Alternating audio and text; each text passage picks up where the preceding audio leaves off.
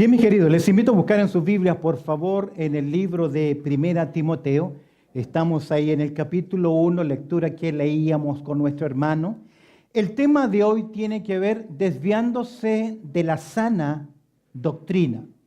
Recuerda que Pablo está animando a Timoteo. Pablo le dice a Timoteo, si tú abres tu Biblia en el capítulo 1 de Timoteo, en el verso 5, la recomendación final de Pablo fue lo siguiente: pues el propósito de este mandamiento, de esta instrucción, y tiene un tenor militar, tiene un tenor de ejército, tiene un tenor de ordenar tropas, de estar vigilantes, pues el propósito de este mandamiento, dice Pablo, en primer lugar, es el amor nacido de corazón que es limpio. En segundo lugar, de una buena conciencia, y tercero, de una fe no fingida. Si hay algo que debe caracterizar a los servidores, a aquellos que comunican, los creyentes, el pueblo del Señor, es que debemos siempre tener delante de Dios, ¿qué cosa? Un corazón limpio. Examina, oh Dios, mi corazón. Caras vemos, dice el dicho, corazones no sabemos. Pero Dios exige, recuerdas cuando Pablo le va a escribir más adelante a Timoteo, quiero que los hombres oren en todo lugar levantando ¿qué? Mano santa, sin iras ni contienda. Recuerda que tu corazón es también ¿qué? Engañoso y perverso. Y de la abundancia del corazón va a hablar también la boca. Es por eso que es menester, necesario, como dice el apóstol Pablo, que el ministerio, que el servicio a Dios surja de un corazón que es limpio, de una buena conciencia. Esta buena conciencia surge de oír la voz de Dios y obedecer la voz de Dios. Cuando usted oye la voz de Dios y no obedece la voz de Dios, se produce un problema de conciencia en su vida. Y escúcheme bien, con el tiempo usted puede llegar a tener una conciencia que es cauterizada. Y a no ser sensible a la voz del Espíritu del Señor, a la voz de Dios, a la conciencia en mi interior, esa voz interna que me dice, estás mal, estás equivocado, por llegar a tener una conciencia que es cauterizada. Y finalmente una fe que no sea ¿qué? Fingida. No aparentar ¿qué cosa? Lo que nosotros somos. Y ahí quedamos el domingo pasado. ¿Eres salvo? ¿Ha llegado el convencimiento en tu vida espiritual que eres un hijo, una hija de Dios? No te pregunto si oras, si vas a la iglesia, si te reúnes, si lees o tienes algún credo. ¿Estás seguro, segura en tu corazón de que si hoy mueres tu destino es el cielo? Recuerda que la palabra de Dios ha sido escrita para que sepamos que tenemos vida eterna. Y en segundo lugar, el Espíritu Santo en nuestros corazones da testimonio de ¿qué cosa? Que somos hijos de Dios. No te confundas, conmovido y convencido no significa que te has convertido. Usted puede estar conmovido con el Evangelio, convencido del Evangelio y aún más haber repetido usted en su niñez una oración, pero eso no significa nada.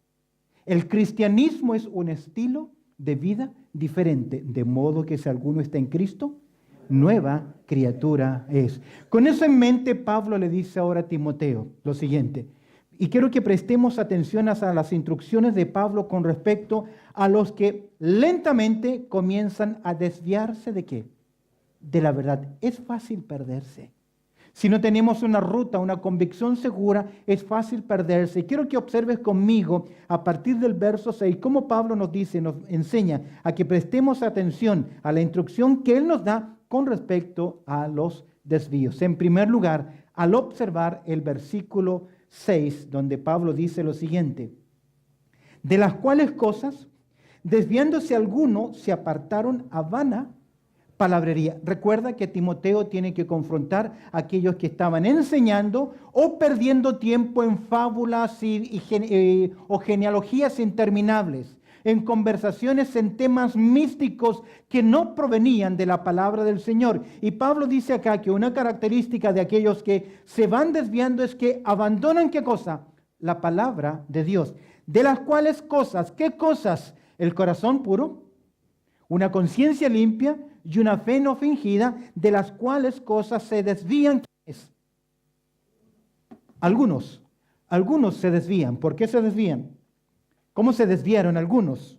De las cuales cosas se desvían algunos, se apartan ¿a qué? A vana palabrería. Me llama la atención.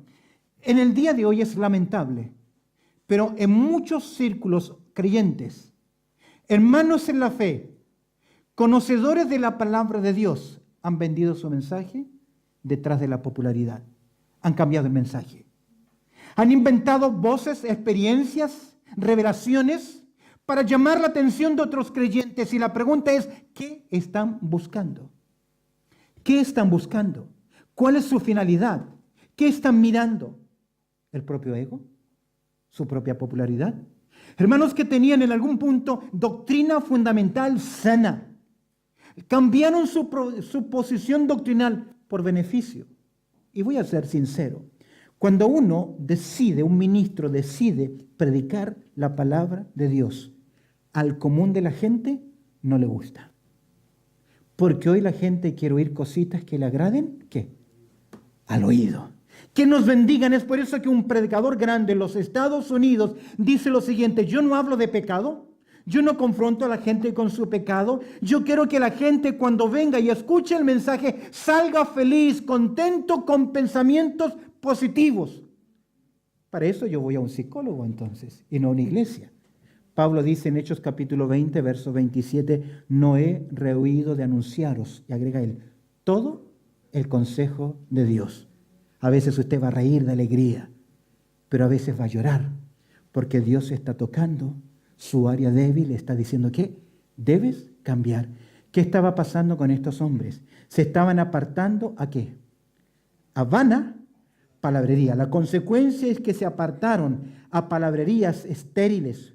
Cuando creyentes hoy están en la iglesia donde se les predica al oído, a lo que les gusta escuchar, pero no a las verdades de la palabra de Dios, lamentablemente sus ministerios prosperan. Qué tremendo, pero cuando se les predican al oído, las cositas que nos gustan, esos ministerios crecen. Pero las vidas espirituales no. Crecen en número, pero no crece la espiritualidad. Y aún más, es interesante que Dios prohibió en el pasado la palabrería. Estos predicadores están hablando, hinchándose de cosas que aún ellos mismos no desconocen. Quiero que observes conmigo, mira, Jeremías en el capítulo 23. Mira lo que Dios le dijo a la nación de Israel. Todo el capítulo 23 de Jeremías tiene que ver con aquellos falsos pastores, falsos líderes, falsos profetas dentro de la congregación de Israel, que hablaban al pueblo de Dios, que enseñaban al pueblo de Dios, que ejercían un ministerio al cual Dios no los había llamado. Mira el verso 23, capítulo 23, verso 30, dice, por tanto, he aquí que yo estoy contra los profetas, dice Jehová, que hurtan, ¿qué cosa? Mi palabra, cada uno a su más cercano. Le roban la voz de Dios. Cuando usted viene a una iglesia, a un templo, y se llega el momento de abrir las escrituras, ¿qué quiere oír usted? La palabra de Dios es lo que quisiéramos oír. Pero muchas veces en el día de hoy se nos cuentan historias, anécdotas, ilustraciones que suene bien, que entretienen. Y el que no tiene discernimiento dice, wow, qué linda que estuvo la palabra. ¿Y qué le mostraron? ¿Qué le enseñaron? Historias, ilustraciones. Las ilustraciones son buenas, pero el sermón no puede estar solo lleno ¿de qué? De ilustraciones. Ahora, mira lo que dice Dios, se lo dijo a la nación de Israel, verso 31.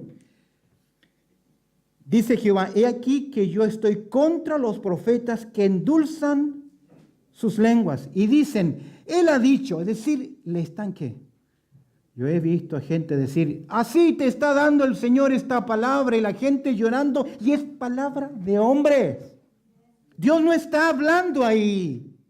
Todo es un show, una fantasía. Porque si hoy algo tiene que decirle a usted, ¿sabe cómo se lo va a decir? La palabra de Dios, no más, no más. Ahora, usted decida lo que quiera creer, pero la Biblia enseña que Dios habla a través de ¿qué? De su palabra. Dicen, y aquí que yo estoy contra los profetas que endulzan sus lenguas y dicen, Él ha dicho, Él ha dicho. Mira el verso 32.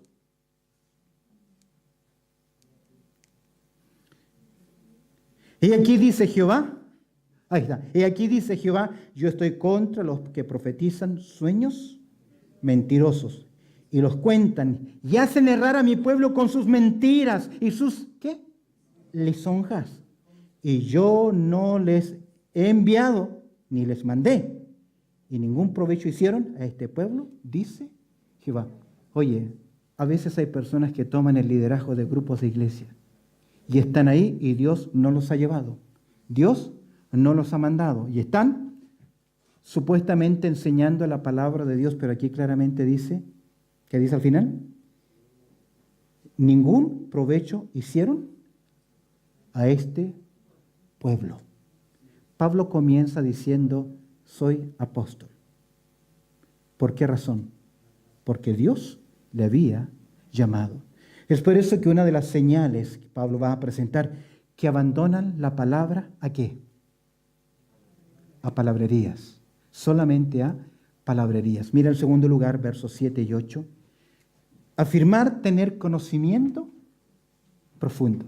Primero, van apartándose de la verdad y se envuelven en vanas palabrerías. Y ahora mira lo que dice el verso 7. Queriendo ser, ¿qué cosa?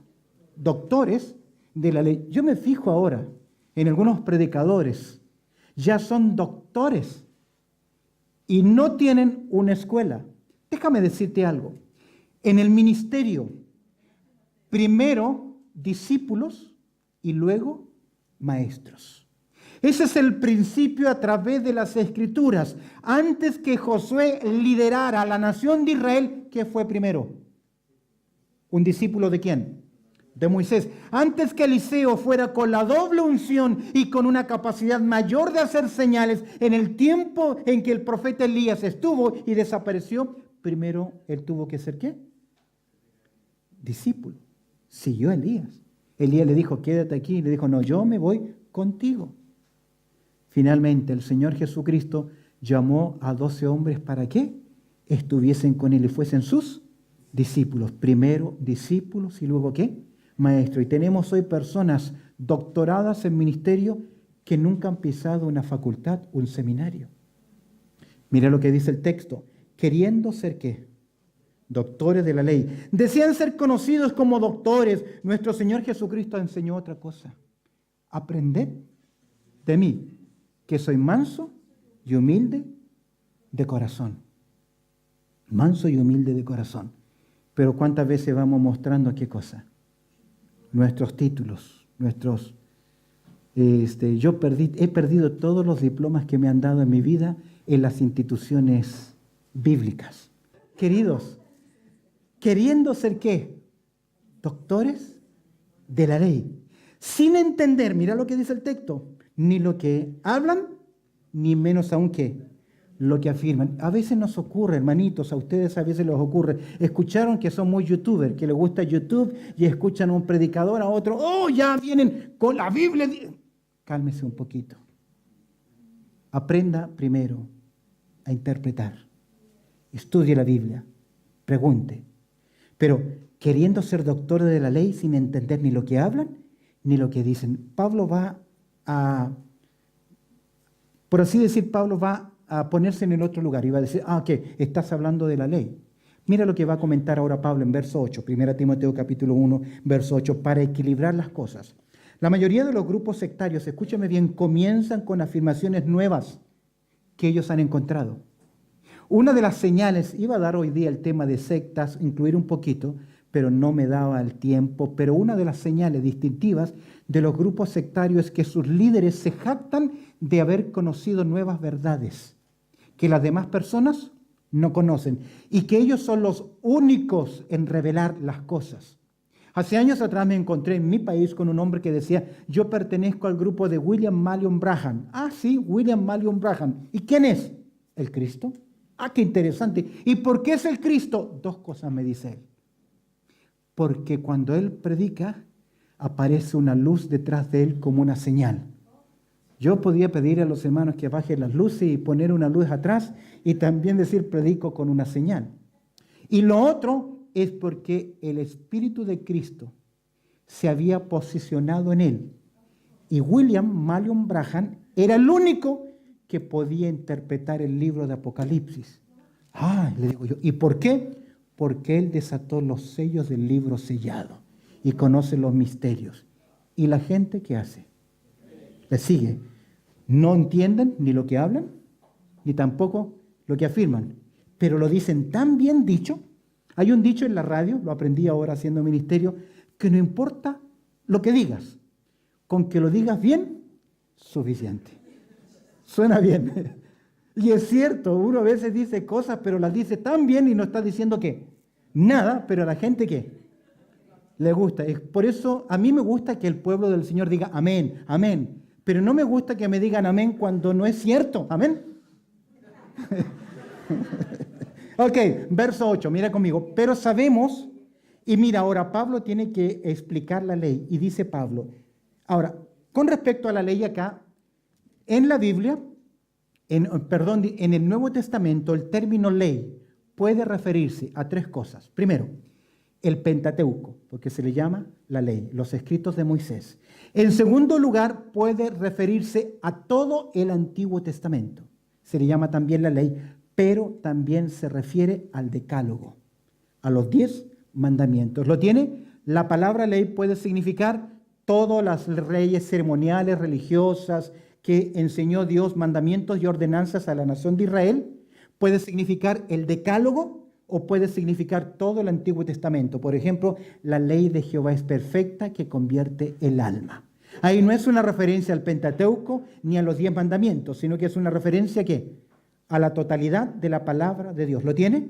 Pero Pablo acá cuando utiliza la ley se refiere a los mandamientos, que era el problema con los falsos maestros atrás, judaizantes, que querían llevar a los creyentes a prácticas ¿qué?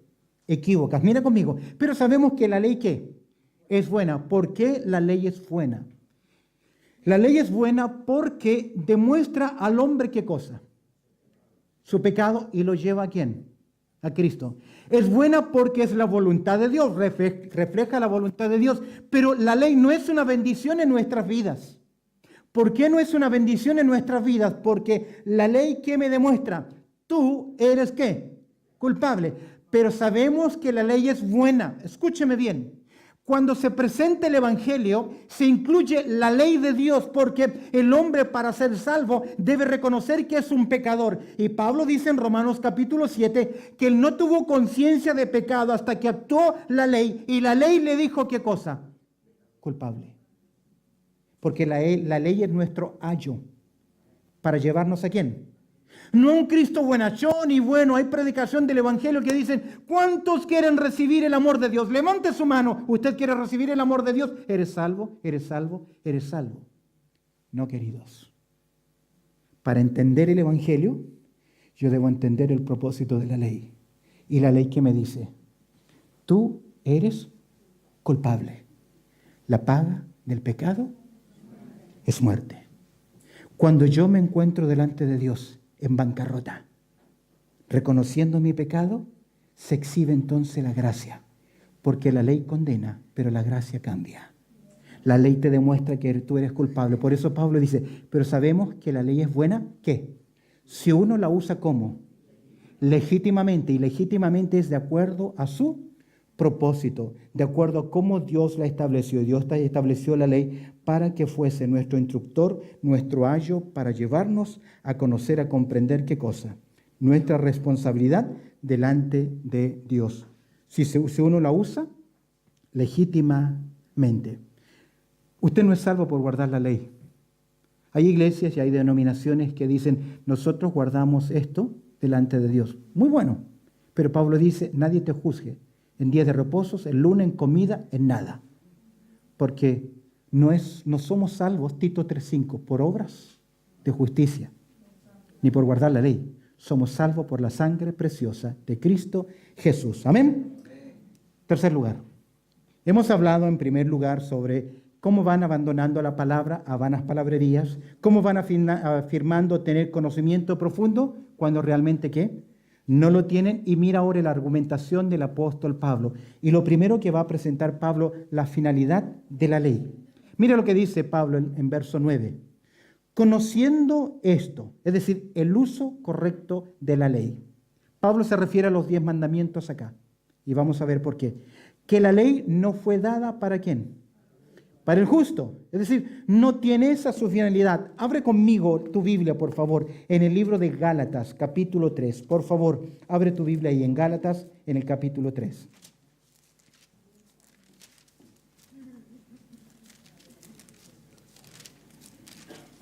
Gálatas en el capítulo 3. Mira conmigo el verso 19. Gálatas capítulo 3, verso 19. ¿Lo tienes? Amén. Gálatas capítulo 3, verso 19. Entonces, ¿para qué sirve la ley? Mira la pregunta. Fue añadida a causa de las transgresiones hasta que viniese la simiente a quien fue hecha la promesa y fue ordenada por medio de ángeles en manos de un mediador. Y el mediador no lo es de uno solo, pero Dios es uno. Mira el verso 21, Gálatas 3. Luego la ley es contraria a la promesa de Dios en ninguna manera, porque si la ley dada pudiera vivificar, la justicia fuera verdaderamente por la ley. Es decir, el ser justificado sería por guardar la ley. Más, verso 22, la Escritura lo encerró todo bajo pecado para que la promesa que es por la fe en Jesucristo fuese dada a los creyentes. Pero antes que viniese la fe, estaban confinados bajo la ley, encerrados para aquella fe que iba a ser revelada. De manera que la ley ha sido nuestro ayo para llevarnos a Cristo, a fin de que fuésemos justificados por la fe. Pero venida la fe, ya no estamos bajo ayo. Pues todos sois hijos de Dios por la fe en Cristo Jesús, porque todos los que habéis sido bautizados en Cristo, de Cristo estáis revestidos, y ya no hay judío, ni griego, no hay esclavo, ni libre, no hay varón ni mujer, porque todos vosotros sois uno en Cristo Jesús, y vosotros sois de Cristo, ciertamente el linaje de Abraham sois, y herederos, ¿según qué? La promesa, en otras palabras. La ley, ¿cuál era la finalidad? Mostrar que eras culpable y llevarnos ¿a quién? A Cristo. Y venido Cristo y su obra, ya no estamos ¿qué? Bajo la ley, la finalidad de la ley. Mira, observa conmigo. En segundo lugar, el fracaso humano. Y Pablo va a enumerar en el fracaso humano, pon atención, en Timoteo, Pablo presenta muchas listas. Muchas listas. Me encantan a mí las listas. Yo veo listas y veo puntos. Usted se dará cuenta que cuando predico siempre son ¿qué? Puntos. Y me encanta cuando encuentro eso porque digo, aquí hay un buen bosquejo para hacer. Rápidamente mira el fracaso humano. Pablo menciona el fracaso de los transgresores de la ley. Primero dice, ¿para quién fue dada la ley? Para los transgresores, rebeldes a la ley divina, que la desconocen y que viven como si ésta no existiese. Segundo, ¿para quiénes son? Desobedientes, insumisos, quienes no aceptan ningún tipo de disciplina. No les gustan las disciplinas, se rebelan contra ellas. ¿Están mal delante de quién? De Dios, no hay vuelta. Tercero, ¿para los qué? Para los impíos, irreverentes, que viven en armonía, que no viven en armonía con los principios, sino que con la incredulidad. Deciden no creer y se aferran a su propio agnosticismo. Uno más, ¿para quién fue la ley? Para los pecadores. La palabra acá significa erraron el rumbo o la meta. Que su andar no es acorde a lo que Dios ha enseñado en su palabra. Para los irreverentes, irreligiosos, los que desprecian sus deberes para con Dios, no les interesa. ¿Qué más? ¿Para quién fue la ley? Para los profanos, como el ejemplo de Esaú, ¿recuerdas la historia bíblica? Quienes tratan con desprecio las cosas sagradas. Uno más, 7. ¿Para quién fue la ley? Para los parricidas. ¿Quiénes son estos? Los que matan o maltratan a sus padres, a su padre. Los matricidas, los que matan y maltratan ¿a quién? A su madre. Ojo, que Éxodo capítulo 21, verso 15 dice que el que hiriere a su padre o a su madre, solo lo hiriere, debía morir. O Dios protegió la autoridad de los padres tremendamente. Hoy vivimos en un mundo violento, que hijos maltratan a sus padres. 12 años ya los padres no tienen control sobre su hijo o su hija porque tiene un vocabulario y ya padres le temen a sus hijos. Con el triple O, con el triple cero y tantas otras cosas, los padres han perdido autoridad. Esto es escritural. Y matricidas, patricidas, mira, ¿quién más? Para los Homicidas, ¿quiénes son estos? Sencillamente los asesinos. Los homicidas tienen que ver con aquellos que quitan la vida a otro ser humano, que le quitan su vida. Éxodo capítulo 20, verso 13, ¿qué dice la ley? No matarás. ¿Cuántas madres hoy por derecho legal le pueden quitar la vida a quién? A su ser, a un niño, a un bebé, a un ser en su interior. Pablo agrega algo más.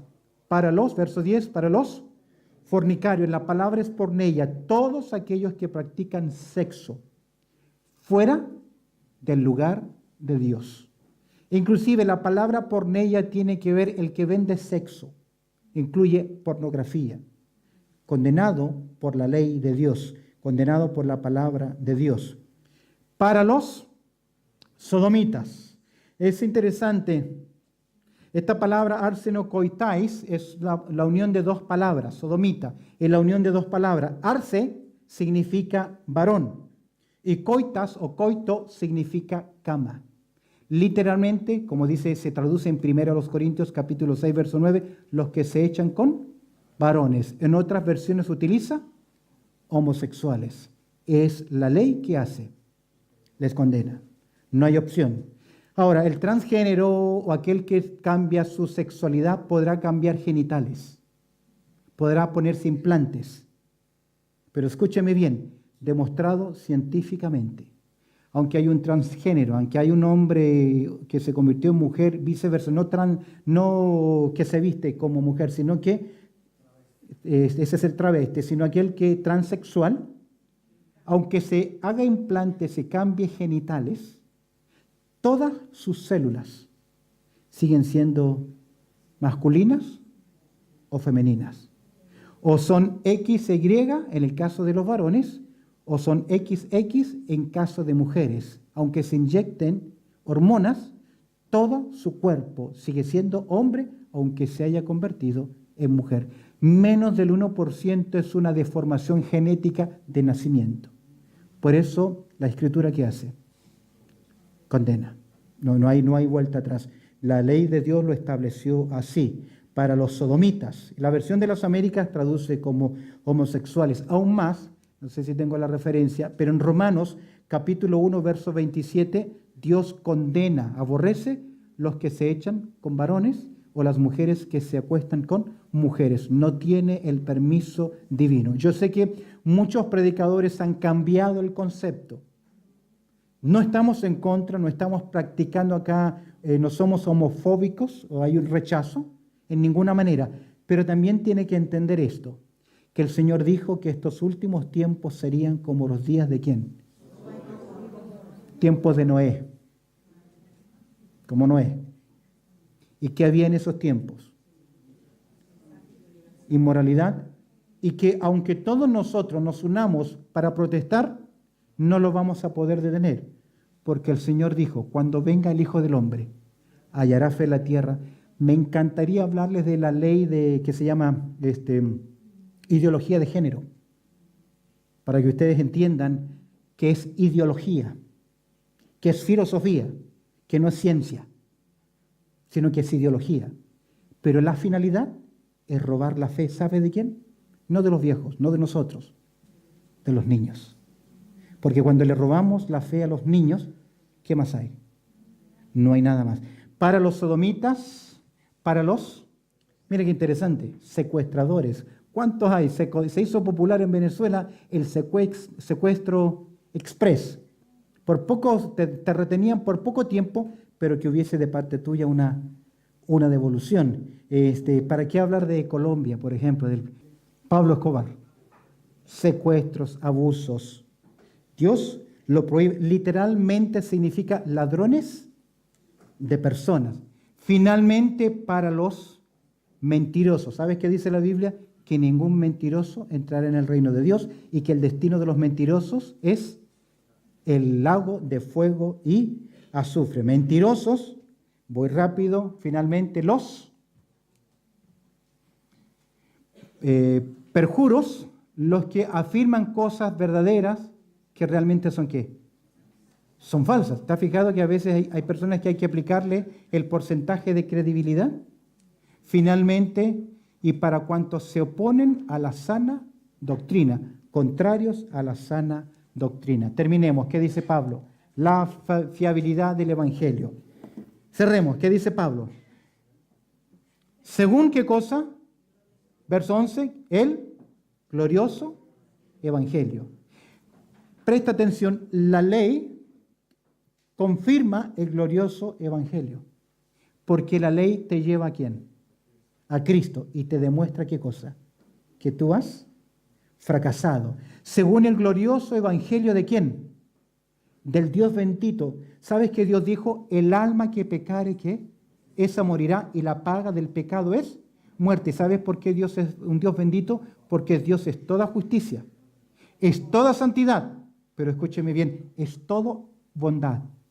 Y el atributo de bondad de ese Dios bendito, el atributo de bondad hace que Dios mire al hombre, ¿sabes? En primer lugar, con ojos de misericordia y con ojos de gracia. Y al mirar al hombre con ojos de misericordia y con ojos de gracia, ¿qué proveyó para el hombre? Que a mí me ha sido encomendado. ¿Qué se le encomendó a Pablo? ¿El evangelio de qué? De la gracia del Señor. La ley, como ley, muestra a los hombres su pecado. Es parte indispensable del evangelio. Si no hubiera la mala noticia de que los hombres son pecadores perdidos, no habría la buena noticia de qué? De la redención. Y por eso que el evangelio, ¿qué es? Una buena noticia. Escúcheme bien. La ley nos dice, tú eres culpable y mereces el juicio de Dios. Pero aleluya, la gracia de Dios, ¿qué dice? Tú puedes ser justificado y ser ¿qué? Librado de qué? Del juicio. ¿Por qué? Porque la paga del pecado es muerte, mas la dádiva de Dios es vida eterna. ¿En quién? En Cristo Jesús. ¿Eres salvo? ¿Eres salva? Amén. Persevera en la gracia. Cuidado con el desvío, porque es sutil. Podemos caer en la palabrería, en utilizar apariencias para justificarnos. Delante de Dios no es así. Amén. Inclinamos nuestras cabezas y cerramos nuestros ojos y oramos al Señor. Bendito Padre Celestial, te damos gracias, Señor, por tu amor y también por tu cuidado, porque tú eres bueno y has cuidado de nosotros, y te agradezco, Señor, por este tiempo que hemos considerado, Señor, tu palabra. Te pido que tú añadas tu bendición a nuestras vidas, sacando verdades prácticas y cuidando nuestros corazones. En Cristo Jesús oramos. Amén y amén.